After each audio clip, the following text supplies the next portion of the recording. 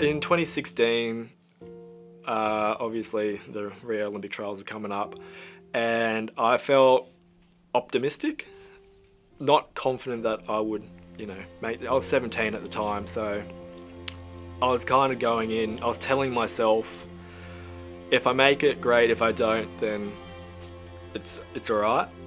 But I think secretly I was like, I'm gonna make this team. I was PBing pretty much every time I was swimming, and I thought I could do. It was, in hindsight, it was a 2.5 second drop to make the team, and I dropped 2.3 or something like that. So it was a big ask, that's for sure. And then, yeah, obviously I just missed that team by, I think it was 0.26. It was crushing. And you got people all around you, and they keep coming up and they try to console you, and they're like, look, you're young, there's always the next one. And that's the last thing I wanted to hear. I just missed out on a dream of mine. And I knew I was young and there would be other chances, but I didn't want to hear that. I watched a few races, I didn't watch them all. I watched the 200 breaststroke, and I remember I was in California at the time with Adam.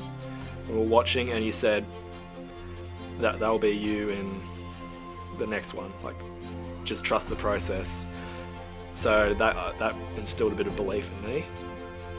Not making that Rio team probably was one of the best things that ever happened to me. I might not have had that fire lit under me as much if I had kind of made it and might have got complacent or whatever it was, but not making that team really just motivated me more to want to make it and want to be a better athlete and a better person.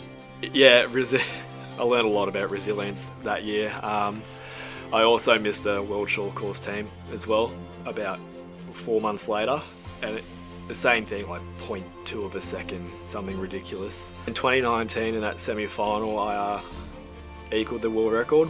The original plan going into that semi-final was I was going to swim the first 150 like I would normally, and then kind of just see where I was in the race at the turn, and I was going to switch off. So I turned, I saw I was in front.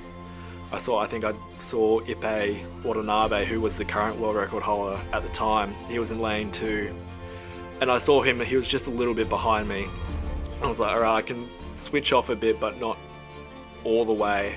So the first couple strokes, I was like still strong, and then I heard the crowd cheering really loudly, and I was like, my instinct was, oh crap, Ipe is swimming me down right now. I can't switch off. So I built into the wall, and it was my fastest ever last 50, I think. And I touched the wall. I had to adjust my stroke as well, and thank God I did, because I don't think I would have got that world record if I didn't. Adjusted my stroke, hit the wall, and I heard the big cheer. I quickly turned around, expecting to just see like a PB, and I saw the WR next to my name, and I was like, holy crap, like no way did I just do that.